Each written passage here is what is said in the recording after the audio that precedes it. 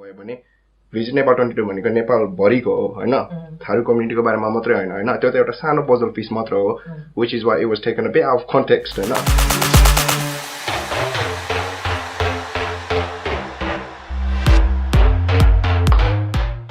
Hi and welcome to our new segment called HotInsight, where we'll be discussing about current hot viral trends that are grabbing the attention of Nepali youth.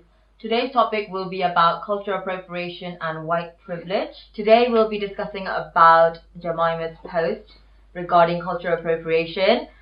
We've had lots of different viewpoints from a lot of different people. One of them was Tina, so we've asked her to come and join us and give her viewpoint on it. Hi. And we also have Mukum and Dinesh from our Insight panel. So, regarding that post, do you think that is cultural appropriation? Agree or disagree?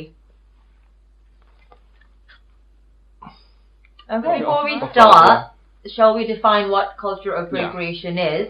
I want everybody to give their own individual definitions. We'll start from Dinesh. So, cultural appropriation, I think, is... So, for example, that photo, is it appropriate to have that photo to represent a Nepalese culture? And I think that is okay, hence I agreed. I don't know if that's what cultural appropriation is. So, my definition of cultural appropriation would be, in general, I think it's the borrowing or using elements from one culture by another. All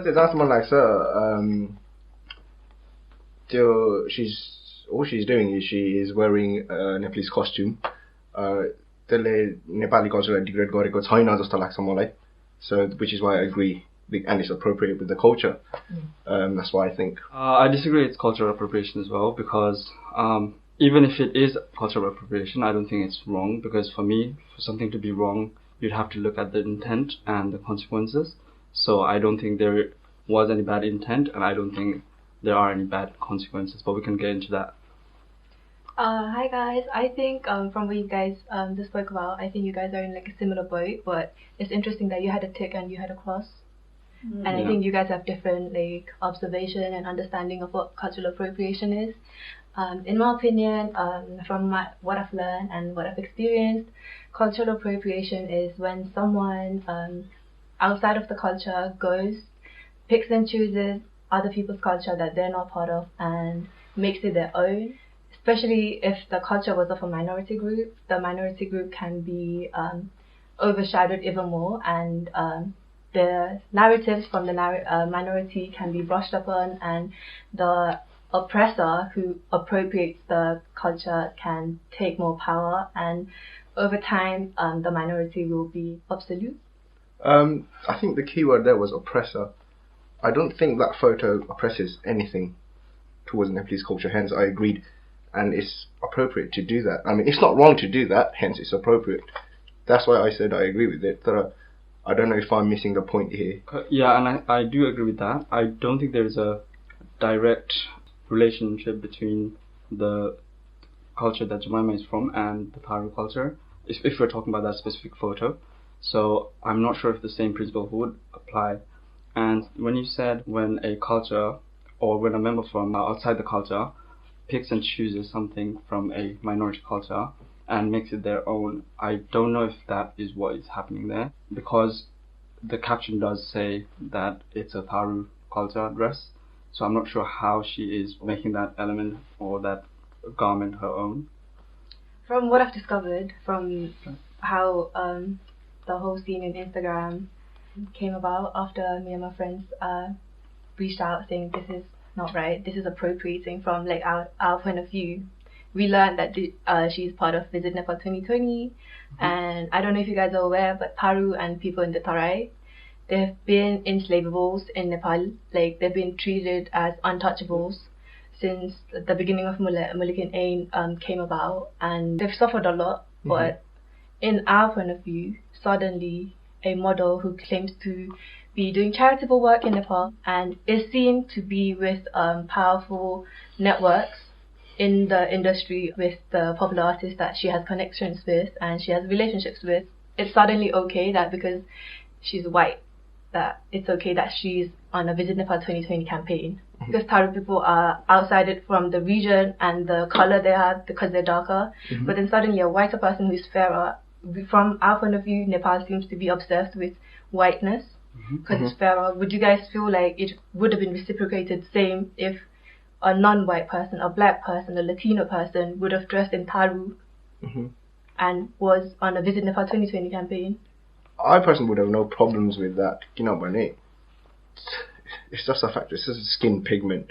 I mean, I think at the end of the day, it's a skin pigment, but Tharu people, because they're darker and they're from the region, Tarai, they've been deemed with little access to citizenship, little access to migrate. But it's suddenly okay for a white person. Why couldn't a Tharu person be in the Visit Nepal 2020 campaign? Okay, so I've got a few points to that. First of all, I don't think it's either or. I think Tharu people can also be included in that, and I think they should. That's perfectly fine. But that doesn't mean we should exclude white model if she wants to do it. Also, when you said Tharu people have been deemed as, undesirable or untouchable and things like that, I think we should, if someone is doing that, we should then focus our attention on people who are discriminating in that way. I think we should channel or focus our grievances to the right target. I don't think the Visit Nepal 2020, whatever organization, whatever they want to do here, I don't think they are doing anything bad. I don't think they are perpetuating any sort of discrimination. But also, I want to come at it from a different, teleological point of view, which is what is the purpose of the company? And if the purpose of that company is to bring in more visitors from outside of Nepal, support the tourism industry in Nepal, things like that, then I think they are well within their rights whom they choose to model for their advertisement. And if that is their purpose, then actually using Jemima is probably a good thing, because that she already has that platform in her, and she has that reach and connection with all non-Nepali people as well outside. So I think that would probably be a good thing. And in fact, that money that it generates would probably help all the indigenous communities in Nepal, hopefully. So you can see it from that point of view as well. I think it's not a zero-sum game. I think because that post was so specific to a campaign, Visit 2020, and I think globalization is becoming such a massive issue, they're trying to get more people to visit and things. Do you think the ownership should be taken on the resort who had employed her to be the model then? Do you think that maybe they need to be made accountable for her and not just hers? Well, I think I have a lot to say from what you just spoke about and what you said about her being in a resort. Clearly that's the issue in the beginning. Why is she in a resort wearing a Tharu community? Why couldn't she be in Tarai? Why did she need to be in a resort? That's already a privilege. She has access to a resort. I'm glad that you're hopeful that this can be an economic gain, and actually partially she can be a victim within the internal colonization that is existing in Nepal, that she's been used as a tool for economic gain within the system that she probably didn't choose to be part of, and she is an outsider from Nepal. But I disagree that in the state that Nepal is in, I don't think there will be a distribution of wealth that will go to indigenous people directly. It's just in my opinion.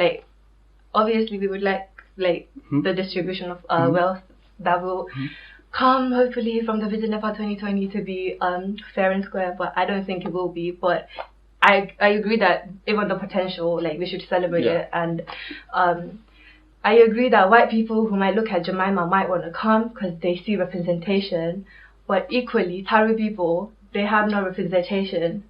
And I am a huge believer of representation in the media, because this is such a big platform of Visit Nepal 2020. I'm just really disappointed that they didn't reach out to the minority and where they come from. And I feel like the fact that she's there, it's clear that the creative decision maker behind the shoots are clearly not doing enough homework to reach out to the roots. I think the Visit Nepal 2020 is commercial, but I don't think it is being driven by a private organization. It is a government sort of strategy. Oh, okay. But all the other companies are using that strategy as a catalyst to bring people in, which then is beneficial for Nepalese businesses, visa, make money from visa, all of that stuff. अनि मलाई के कुरामा चाहिँ अलिकति problem भयो भने visit Nepal 22 भनेको नेपाल भरिको हो हैन, थारू कम्युनिटीको बारेमा मात्रै हैन हैन, त्यो त एउटा सानो पजल पिस मात्र हो, which is why it was taken a bit out of context Hahn, and it was also voiced too much. It wasn't necessary. The whole Instagram stuff should have never happened because it's just a small piece, I think. But if we flip the coin हैन, हामीले पनि त गोराको लुगा लगाइरहेको छु मैले. We're not wearing Dhaka टोपी right now, are we? No one in this room is wearing. That's No, I think assimilating, that's brother. a bit different. I think that's a bit different. I don't see why is it different for a white person wearing a Nepalese costume? Because they have a I long think- history of colonizing. Not just that, but I think when you are a minority group and you move into let's say UK and you're in a constant your culture clashes with the dominant group of culture ka. And in order for you to like survive or like carry on, like you can't survive here without speaking English, And but that's that doesn't assimilating. that is assimilating, so it's slightly different. Just want to ask the question, why do you think it's blown up? Where has this started? And why did you want to post what you said you posted? Well, we've heard about her, like, because she's from UK. But me and my group of friends who are, like, aware of issues, like, we were aware that it's problematic. Like, once she posted the limbo attire and she was on a magazine for clear, like, commercial purposes. We had a problem, but and even one of my close friends who had a problem with this, she's a limbu, and she felt really uncomfortable seeing that when she was there by herself. But we just didn't voice it because she has close friends who are powerful in this industry, and it's a sensitive topic to suddenly bring up. And we just let it slide, even though we had conversations like beginning amongst us. But I think it was when she wore the Tharu outfit, because we are aware that they've been mistreated so much, but suddenly, Because so they're a minority, it became a big even issue. a smaller minority became more of a sticky issue. And then we just like posted on our story, but then it suddenly blew up. A lot of people only suddenly started to feel uncomfortable when she called herself White Rani of Nepal, even though it makes me feel uncomfortable to even like voice it now. And I know you still don't feel uncomfortable because it's just an adjective for you, but a lot of people are sensitive because it's linguistic. Rani like is a personal word to so many that you don't seem to like empathize with right now. I'd like to elaborate a little bit on the adjective and Rani bit there. I think उसले त के भन्नु खोजेको भने त जुन लुगा लगाएको छ नि हैन, त्यो त रानीले लाउने जस्तो खालको लुगा हो भनिरहेछ नि त उसले त. Yes, so I look like this. Okay. Oh, I'm the Rani. Like, this is what the Ranis wear. She's wearing Nepali hands She's Rani. been calling herself since quite a long time, and even have a moment have called herself Model of the Month as Jemima Rani. So clearly Nepali people are like embracing her like appropriating this word called the Rani, and she's taking power of the word. Do you think, in general, Nepali are kind of putting white people on pedestal, and that whatever white people do, they're definitely obsessed with whiteness. I know you guys both said that you don't have a problem with her calling herself White Rani, but she has taken down the comment. So I would like to hope that she's more conscious that she might have taken a wrong turn. Which is fine. I think if she thinks that's wrong and she accepts it, then we should praise that. Learning curve. Yeah, but I think what I did see from like the youngsters reposting the fact that she edited it, it was like a blaming opportunity for them. She was wrong. She edited it. She took it out. That was the sort of narrative that the young people portrayed. Rather than portraying that, I wanted to say, oh, she accepted this and she took it out. Thank you, Jemima. Would have been a better way of approaching that, I would say. Because I guess what I wanted was people to talk about cultural appropriation, but I think a lot of older dais and didis didn't know about the concept of cultural appropriation. They didn't see anything wrong with it. At the time, they were confused why like I'm upset, and they were telling me like don't be upset. But they told me don't be upset just because of the backlash I got rather than the deeper issue that I was trying to address. No, but I would again just as a rebuttal, I don't think we can just say Daju and Didi because they were unaware of the subject that they disagree. They might know about cultural appropriation but may not agree that this falls under that category, or they might not just outright accept that cultural appropriation exists. So it Then could it be a might lot not of different things and a lot of different opinions, Yeah. not just ignorance. Wow, well that was very heated and it's very interesting. So I just want to go back to the Instagram post and rerun and see if you guys feel the same way. So would you say that Instagram post showed cultural appropriation? Dinesh, would you agree or disagree? Now I know what cultural appropriation is. I still disagree. तर म किन disagree गर्छु भने I still agree with the fact that त्यो चाहिँ एउटा सानो puzzle piece को problem मात्रै हो जुन चाहिँ it was taken out of context. संसारमा हैन नेपालमा हैन जहाँ पनि there are loads of different types of problems. Employment भयो, social के हुन्छ नि हैन.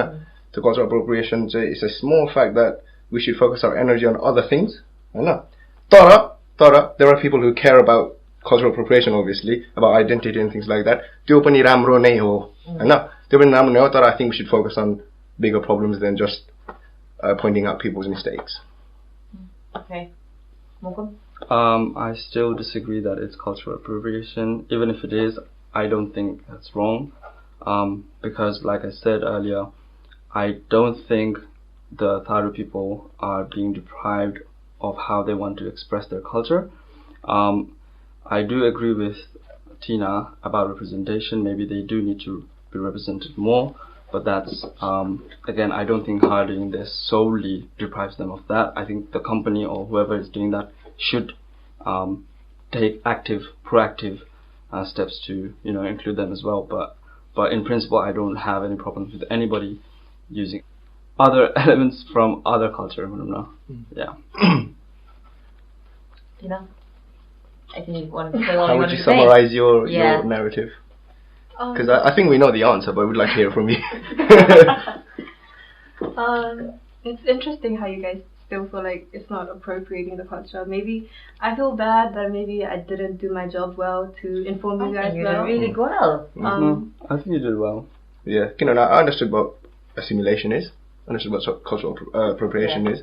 So again, like you say, it was an eye opener again. Which is why I said, मान्छेहरु like तिमीहरु जस्तो मान्छेहरु पनि रहेछ है who cares about this. Maybe we need more of you to make things right in the future. I don't know.